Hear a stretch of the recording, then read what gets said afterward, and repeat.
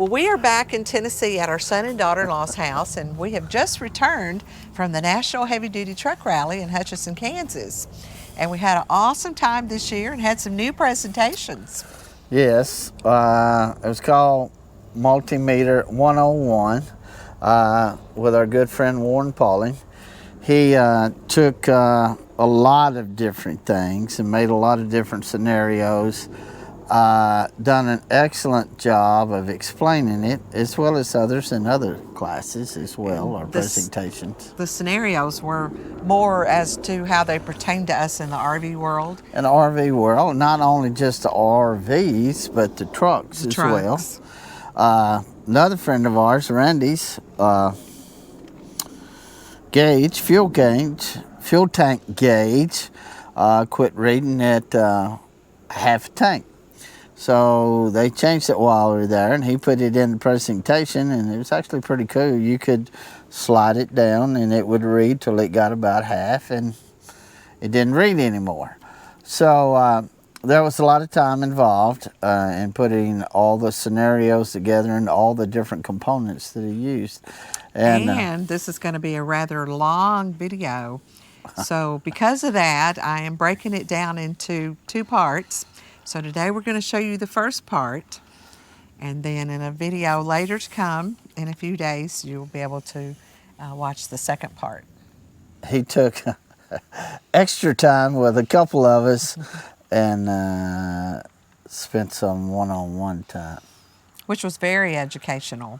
Yeah, especially when you don't know all the symbols, and he gave all the symbols and all of that, and makes it a little bit easier to try to follow and do what you need to do.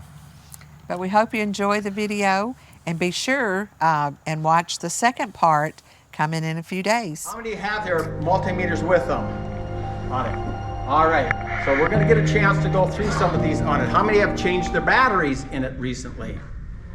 Okay, you're going to notice if you forget to change your batteries in these things and you turn them on, sometimes they don't work so well on there. So, you know, don't be afraid to go ahead and get refreshed. Okay, so these are some of the areas that you may able to work with your multimeter on it.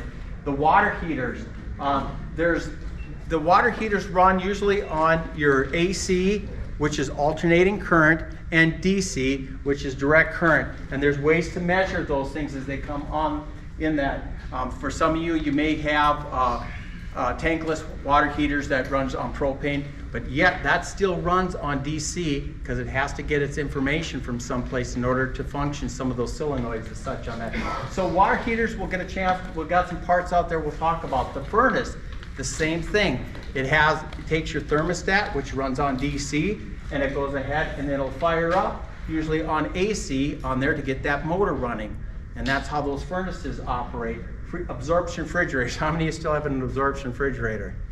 Outstanding. Oh yes, we got 2 of us. Yeah. Who knows what an absorption refrigerator is? Okay, tell me what absorption refrigerator is.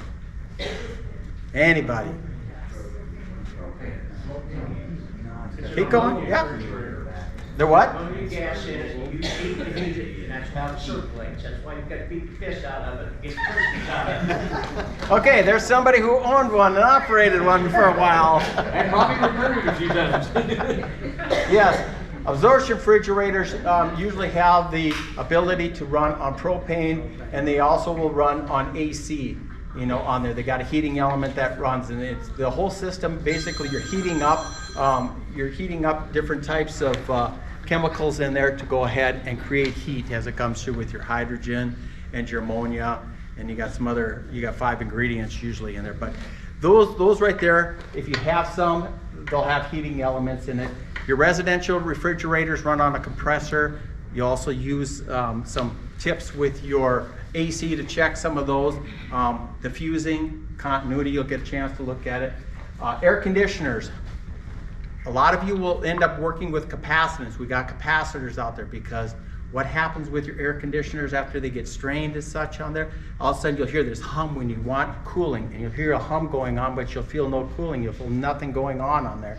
Sometimes you'll go up there and you'll look and the fan is running backwards for some stupid reason. Well, some of those are telltale signs your capacitor is going bad on you or has gone bad on you. And I'll show you how to test those out there and some tips on those as you go through on it. Your pedestal box down there. Most of you have some type of electronic or surge protection on your coaches. They automatically do some of this, but in your lab sheet, I'll show you how to do it manually. If you're ever wondering and you're looking at this post and wondering, is that thing really wired correctly? Because I'm not getting the right readings up, my coach is not, powering up, and so you can actually test those pedestals and then go back to camp saying, hey, this one leg is dead on this post, or it's burnt out, or you can physically see that it overheated in there on that. Batteries is a huge element that causes a lot of issues. The negatives, the positives, they're not clean, they're not kept up, there's not a lot of maintenance, and you can't get those electrons back into that battery, and that's why you have problems with your computers on your coaches or on your vehicles as such. It impacts those ECMs, those electronic control modules. You turn on, you hear all these clicking going on, that's those little computers talking back and forth. And if you don't have good continuity inside of that, some of that tells that computer, I'm not getting this signal, so I'm going to throw this code, and you're sitting there stuck with these codes. You can't figure out why your truck may or may not work on it. Solar, for those that have solar, again, your multimeter will test a lot of that energy that is coming down through those cables and also the fusing that comes through some of those. Converters, a converter is just simply a battery charger. Think of it as a battery charger in your coach. And that's job's to go ahead and take your 120 and it pushes it to 12 volts. And part of your lab will show you instantaneously how to go ahead and test and see if your converter is. You just walk up to your battery, take your probes on there, and you'll say, yes, my converter is working, or no, my converter is not on, or it's not working at this point. And I'll show you how to do that. Inverters, that takes your 12 volts. If you have a lot of batteries, takes your 12 volts and pushes it to 120 so you can run. You can go boondocking. Most of your solar applications have some of those elements on that. So let's go next one. So for those that have their multimeters, I want you to take a look at it, because this is some of the things that you'll see on there. You see all these symbols, and on the back of your sheet, I've actually made a symbol for you to take, and if you want to, you can laminate that or whatever the case is on it. But it gives you some ability to take a look and match or take notes on it. Take a look at your case. Some of you may have these. Where's my fluke? Where's my here? Where's your case? Out there in the table. Yes. So some of these come this big, and you're supposed to jam all of this inside of that. Now, I know these are $40, $50 cases, but take them. Put them to the side, get something, go on Amazon for $20, $30 and get something that you can put it in, and you can add some other things in there, so your wires and stuff are not all bent up as such on that. That's one of the things that you have. Your leads. On your leads, if you ever take a look at it, sometimes these things have caps on them. And what that cap's on it is for your category 3 and 4. What it does is prevents over anti-static shocks from coming when you're testing something on it. And if you're going to test your outlets, you have to pop them off sometimes, so you have that longer probe in there. And so you'll get a chance to see some of those out there, or just look at somebody who doesn't have one, next to them on there, and take a look at theirs, what they have on that part of it. The on-off lights, some of them will have on-off, and some of them will have a light on their multimeter. As you get older, trust me, some of these things that have these little tiny ones, it's hard to read those as you get older, especially because you're working in a dark area. You want to make sure that you got a light that you can at least see, or you got a headlamp on there that you can see what you're reading when you're going ahead and touching some things on it. Volts. V, do you see the little sine waves that they have right in this area? It's a little sign that goes up and down. Those are your volts. That's your AC part of it on there. And match that up on your multimeter. Sometimes they're on the same pin, sometimes they're not. Then you got DC, and they got a straight line with a bunch of dashes below. That means DC, or what is it called again? Direct current, correct. Alternating current has this sine wave that goes up and down just like a wave in the ocean and such. Direct current is a straight shot coming back.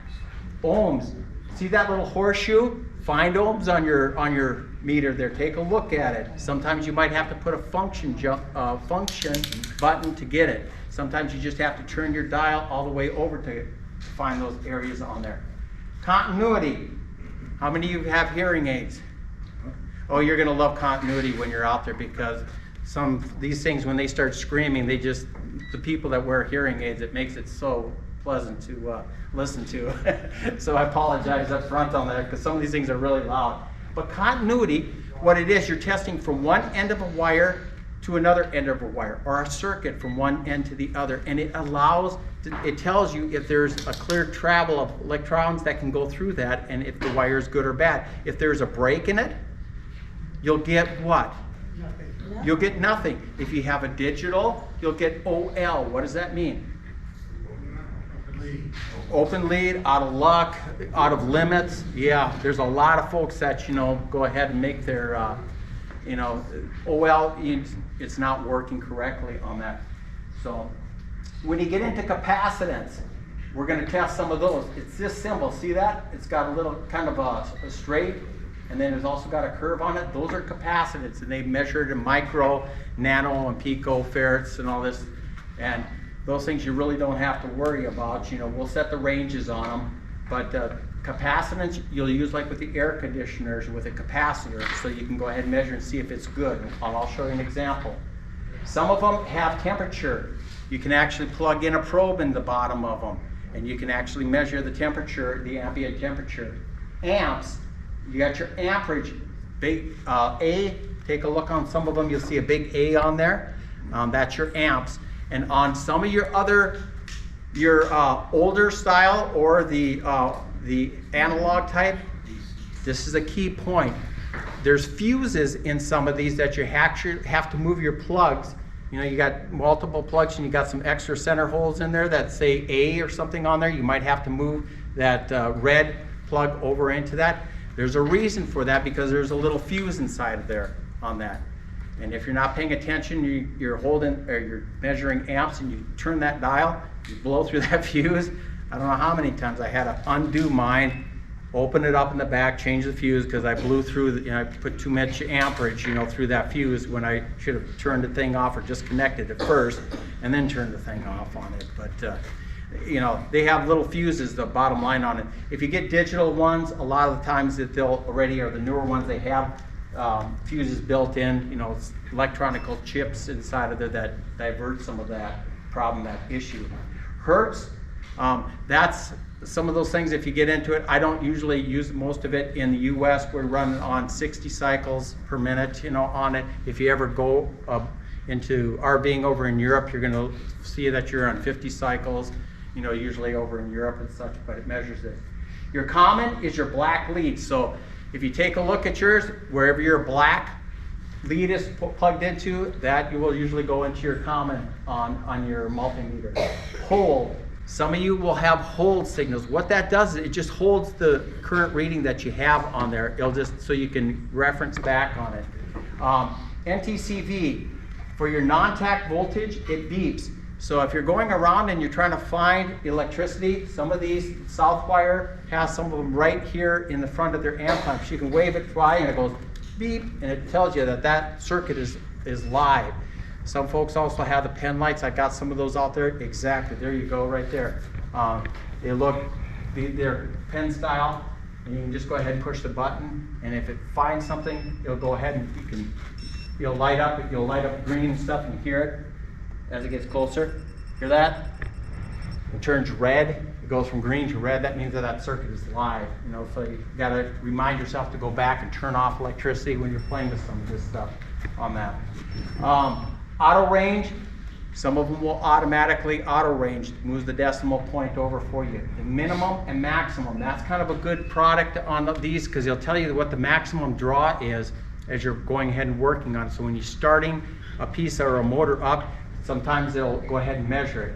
Some of them have the RMS, your root square. sinusoidal wave. That basically, remember the sine wave that we're talking going back for your alternating current, it operates on the DC side of it and it matches it and does a lot of mathematical calculations. But what it does, it gives you an average there for the root mean for when you're measuring RMS on it.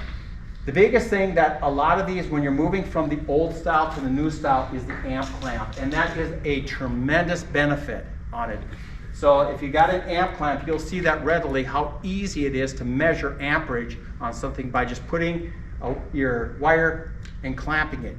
You can't use 2 wires, you just use 1 wire, because the reason for that, the electrons are going from one way and they got to come back the other way. So if you're clamping both of them, that circuitry inside is saying, there's no change, they're doing their thing. You clamp one, it says, yeah, you're measuring this amount of electrons that are going through here, so this is the amps that you're pulling on it. Make sure, if you buy one, if you want to upgrade the amp clamp, make sure it does AC and DC. There are some out there that you buy that are only AC amp clamps. Some of the other ones you want to get DC on it. Different plug-ins, we talked a little bit about that, and coated needle point probes. If you want to get into some plugs and some wires and you don't, they make these little tiny ones. They're like a needle when you get your flu shot. Yes, they are as sharp as that.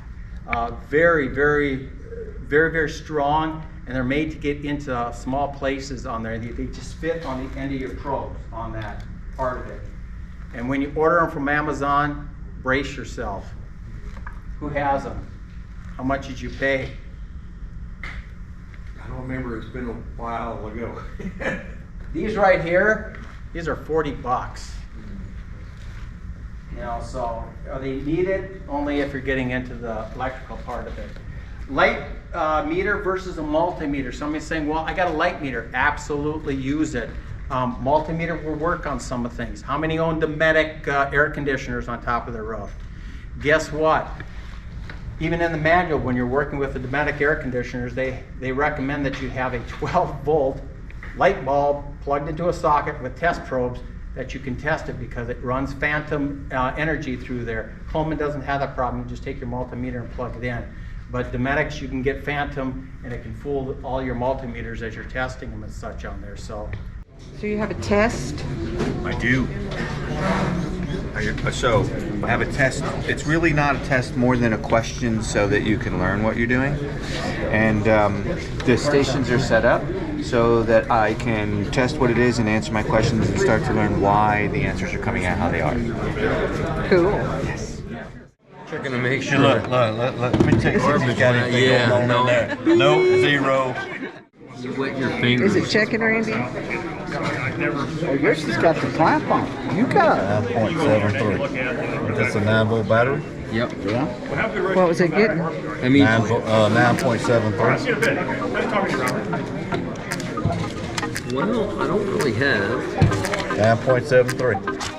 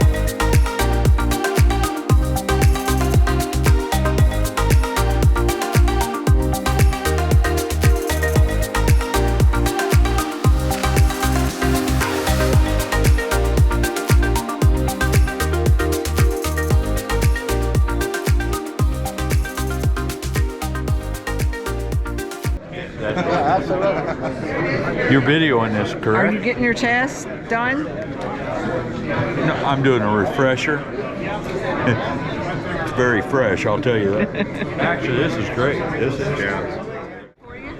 She's better at it than I am. Is she? Yeah. James? He said you were better at it than he was. I don't know about that. We'll learn together. We're learning together. Good job, sir. The point is for them to learn. That's what makes life a lot easier for them when they get out there.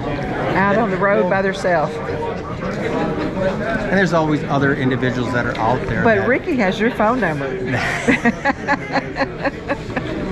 Yes, yes, he does. Okay, well, good morning.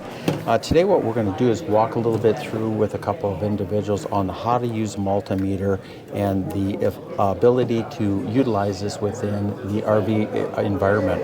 Well, one of the first things that I want you, both of you, do you have new batteries in it? Yes. Okay, because that's a critical element. You know, if you haven't used your multimeter in a while, your batteries run low and you'll get frustrated because you have to take them out when you actually need them on that part of it on there. So Actually got this out of the box day before yesterday. day before yesterday's. Okay. Put the battery in. Okay. Do you understand the readings that are on your dial faces? Okay, so what I've done on the back side of your cheat sheets here, I've made some, very simple symbols that should match up with what you have on there. Now, each multimeter does have a different face because some of them have, one layer, and then you hit a function button and you can get the advantages of that multimeter underneath on your second layer on that part of it. So one of the first things that we've done, so you've got a chance to go ahead and you've tested a 9-volt battery on that. And that's on DC, and you've gotten Right. through that on both of yours. Mine has. So you've got 9 That's a volt. 9-volt setting. Right, that's a 9-volt setting. So what you'd put that dial on is anything that would be below 9 volts on that. If you were testing a 12-volt battery, you necessarily do not want that on 9 volts on those. You want to move it up to the next higher level on there so your meter can test on that, because they have circuitry inside of it that is caged for those particular setting numbers as such on there. And you can blow fuses when you start getting into amps. You could actually blow the little fuses that are inside of some of those part of it. So, all right. So, and the casings on there, that's between your Cat 3s and your Cat 4s.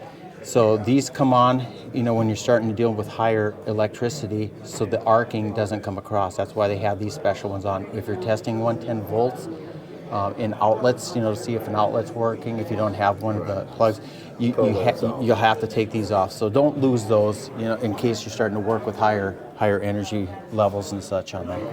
So, okay, so we've gone through, when we tested the lead acid battery over there on the wet cells on that, what was that? What did you come up with? 12 volts, 12 volts, okay, but when you actually measured it, what was it? 13.56 or 57. Why was it 13.56, do you figure? Because it was fully charged. Is fully charged? Possibly. Yes, that's one option. The other thing is that's a quick method to check your battery. So when a battery is at rest, if you were to check this right now, let's go back and check the 12-volt battery real quick. 12.45. 12.45. So that's a fully charged battery supposedly as a few hours ago. But Right. now it went down to 12.45. What do you think would be the option on that? What's the option? Why is it? Yeah, why Well, is it's it drawing down on something, or it has some bad cells in it? Possibly. Once it comes to rest, it'll come down. But the reason you had 13 is because you had a converter attached to it. Oh, okay. And it's a real quick way to see if you have your converter working, because when you start reading numbers in the 13s with the batteries, if it has been sitting without being plugged in, you can tell if your battery's normal state, and then your converter, when it plugs in, it'll usually charge around that 13 area, Okay. depending upon it. And this So if one, I'm plugged in and my converter is not working, this will not this will still read. stay at your 12 or whatever It won't is. go up over 13. Correct. Then you know that your inverter's wrong. So if your inverters, or your converter, not inverter, the Converter, right. Then you want to check your Fuses. fuses that you have on the back of those areas. check your points of where it comes in, because once sure you have they're not corrosion corroded. and such, that causes some issues. We're going to plug this in. Go ahead and put your both of you can put your multimeters on there at the same time, and I'm going to plug it in. Do you have your multimeters on, and what's your readings? I'm at I ain't reading nothing. 12.52. Just keep it on there. Okay, I'm going to plug you in. Not reading I'm it? not reading nothing. Now what do you have? Nothing.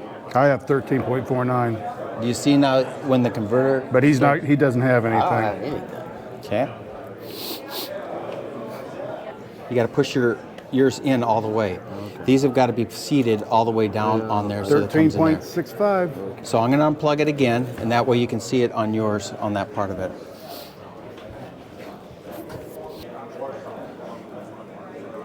It's dropping. See how it comes down? It's coming down. Yeah. Steadily. So in this particular case, you're arriving to your campsite on that area, and you suspect that your batteries are not being charged up for some reason. Either because the plug from your truck or whatever the case, that little amperage that comes off your back of your truck is not charging, or whatever the case may be. But you want to make sure your batteries are actually functioning. If you see that you're in the 12s as such, and your expectation, because your converter is supposed to be charging at around 13, you can easily test it by just touching your batteries and I'll give it another shot. Go ahead and put your meter on.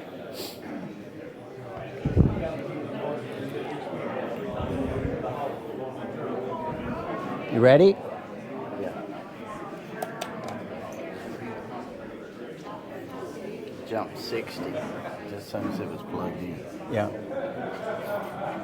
And 13.6. So now you know that this is charging, and we're going to let this charge. We'll come back to this, and you'll see how the battery will charge up to that, close to that 13 level, but then after a few minutes when this thing is off, you'll start dropping back down, or if it has a load on it.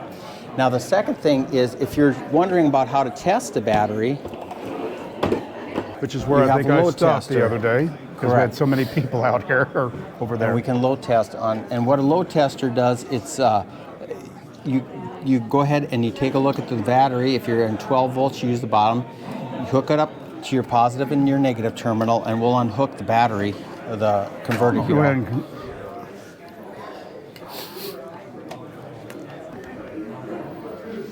So the converter's off. Now take a look and see what is your reading. You got your 12 volts 12, 13 point, what would that be, 13.4, about 13.4 volts? in there. 13.4. So that is already, holding at 13.4 right now. To load test it, it's got a resistant element Right. inside, and you're going to hold it for 10 seconds. So seconds. go ahead and hold it, and it's going to get warm, Ricky. It's going to get warm there. And see how the battery pulls the load down? By And around once- 10, or Yep. about 11. And then once 10 seconds is up, release and see where it comes back to. Now we're at 12. So that load that it took on, it says that battery is still a healthy battery. It still can take a load, up to the amperage that this is put on for the load test, and it still bounces back. Those batteries that are weak, it will bounce down into the weak area or into the bad area on that scale, and that's when you should start replacing your battery on that. The second thing with wet cells, many folks forget, is your levels Need to check your, on there. And so when you take a look in your caps, if they are non-maintenance, you take a look and make sure that you have It's your up to the low, the ring. below the rings down there, correct, right on there. And a lot of folks, real quick, Distilled water. distilled water, buy a turkey baster, suck it in there, and go ahead and fill them up appropriately. Many folks that have these types of batteries, when you put the terminals on, some folks will loop them across here. So if you have a wet cell, make sure that your lines and your cabling is away from that so you can get access to it. That's what you want. You feel comfortable with those? yes. Okay, let's move on to the next station then. Okay, now the GFCI. GFCIs run on what voltage usually in your coach? 12 volt. 12 volt.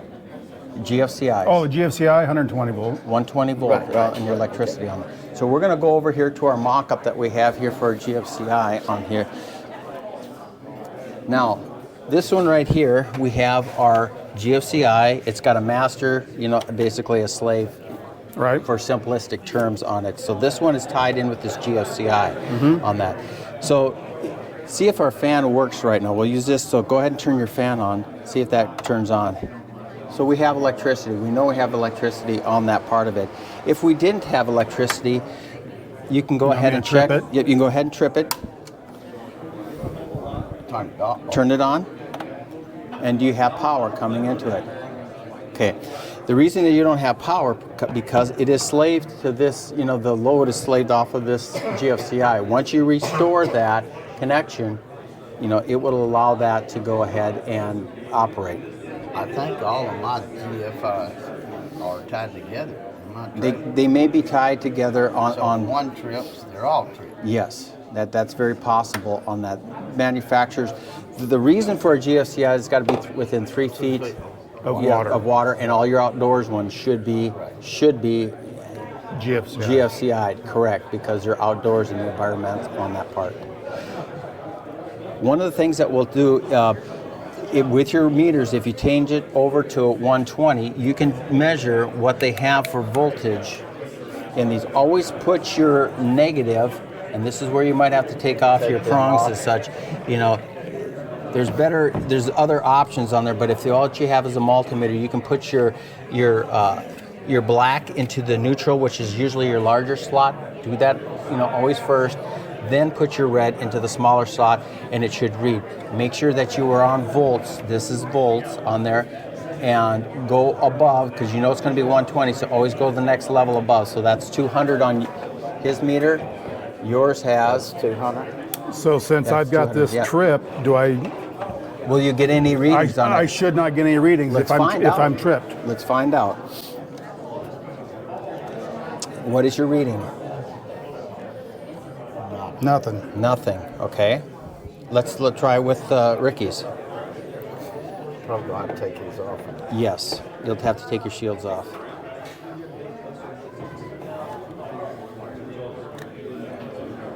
Work in one hand, useless in the other. Okay. Let me get out of your way there, Ricky. No, you're good. You're good. Nope. That's the point where he can say, Yeah. Denise, take this off for me. And you're reading 0. Now, let's go ahead and engage the... And it trips hard. See, I mean, there you go. Now let's try it again. And what are you reading? 12.2. 122. Yes.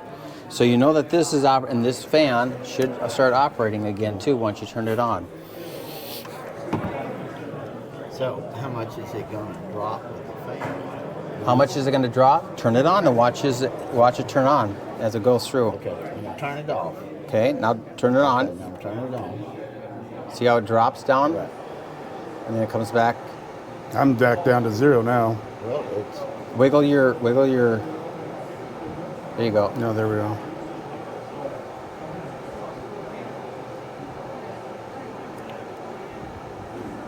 His meter showed it drop. Yeah. Yeah. It's so fast that some of those, they'll go up and they'll come back down and they'll come back up. You know, it just depends upon where his prongs are at. While he was reading it. So it come down to 120. Actually, mine went down a little bit further than 120. So what, if you hold it, okay, now turn it on. See, it went down to like 119 and it brought back up because there's a load on the system and then it recovers.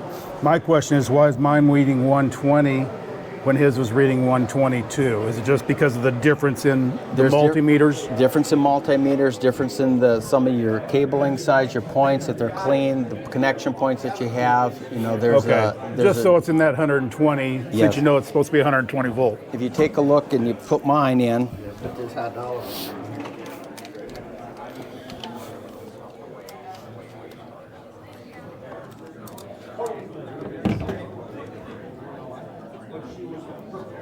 so mine's on volts AC, and go ahead and we're going to get our 1.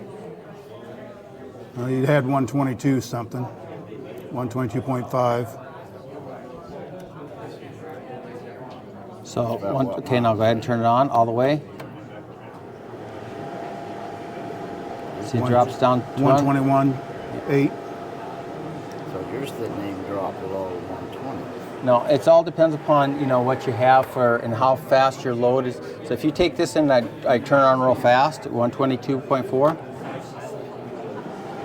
and I went down to 121. So again, it is a little bit of difference between Multimeters. How you put your legs in, what do you have trapped for your meter itself. Okay. So once we've done, we'll just stay here. Let's go down Okay. to version 4. So station 4 talks about amp clamps. Now, the difference with yours, you can actually measure amperage with your meters. One of the things that they have on here is these different fuse connections. So you have to move this over to amps in order to measure it, and it's got to be less, you know, than 10 amps. It's got to be less than 10 amps. Yeah, it's, you know, on there. So if you go something that's higher than 10 amps, that's your 10 amps going to blow the fuse. You're going to blow your fuse, exactly. So normally I would, if I was checking fuses in my truck or whatever that are over 10 amps, you know, put it. Well, that would be continuity if you're testing fuses. You're doing continuity. This amps measures, you know, measures the number of electrons that are running through that, going to the load and such on there. Okay. So in this particular case, with these type of multimeters, because you don't have what they call an amp clamp on here, you'd have to actually, you know, get in line. You'd have to get in line with it, break the connection so it runs through your multimeter and goes into the, you know, to be part of the circuit on that part of it. So they've come out with a lot of the, you'll find them at your big box stores as such. You can buy them online. This is just one example. So if we're going to measure the amp draw of this one, you know, you go to amps, it's on AC. We can go ahead right now. There's no load on the system. So just take a look and see what you have for, it's one wire only. And why is it one wire only? Because it only travels one way, and if you keep going around, you're going to get the going and coming and going. It cancels it out. It cancels it out. So if you're just going to go like this and say, this this amp clamp is not doing anything when you turn it on, go ahead and turn it on. See, it's reading 0. There's nothing there. That's not how you utilize these at all. What you want to isolate one of the your load lines, the black or the common, neutral, excuse me, the lines separately. And here you're at 9.7, so you're at 0.97 amps. Let's go down to level 1. On low. See how that thing is only drawing 0.62? Another thing, if you were wanting to know what this does, that should say on there, shouldn't it? Manufacturers, and it should tell what it draws. It should tell you what it draws. It's a very good leading question on that part, because in the RV environment, you're usually concerned about how much amperage draw everything is drawing on it. And you're going to find out a lot of things that talk about watts versus amps. And so here's a good example. Then you have to do the conversion. That's correct. You have to do the conversion. So Watt's law, you're going to try to figure out how many watts that thing is drawing, because you know you can't clamped it, and it was 0.97, 0.98. So 120 volts, which you know you're pulling, times 0.97, 0.98. How many amps are you drawing when it's on, or watts are you drawing when it's on high? 9.97. Yeah, so 9.7. So 120 times 0.97 or 120 times 1 is what? 120, right, 120, 119 watts. And that's what this thing does pull on high, is 120 watts. So if you take a look at the manufacturer sticker on here, and I don't know if this... It's, go back over here. It's on this side? Yep. Okay. What is it telling us that this thing... Just tell me little letters. It's saying it's a model and 120 volt. The total current's 10 amp. So total. So the motor blower value at 126 hertz pulls how many amps? 1.0 amps. 1.0 amps, and we measured at 9. So when that comes up, you are at We were pretty close. I mean, it was 0.99. that the meter was 0.97, yeah. meeting.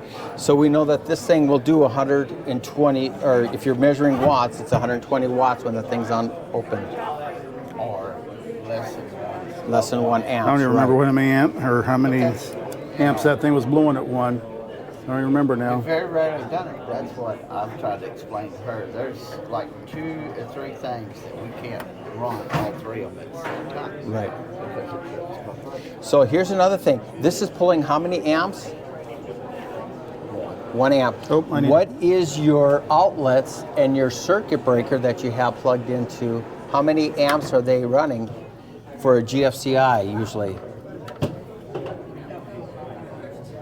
I'll say that again. Your GFCI usually are rated for what type of amperage? I would say either 10 or 20 amp. Well, they're 15. 15? 15 Okay. on these parts. On Okay. this particular one, it's a 15 amp. Okay. But they do make 20. They do make 20 amp. So you want to be Anything over 15, it would trip.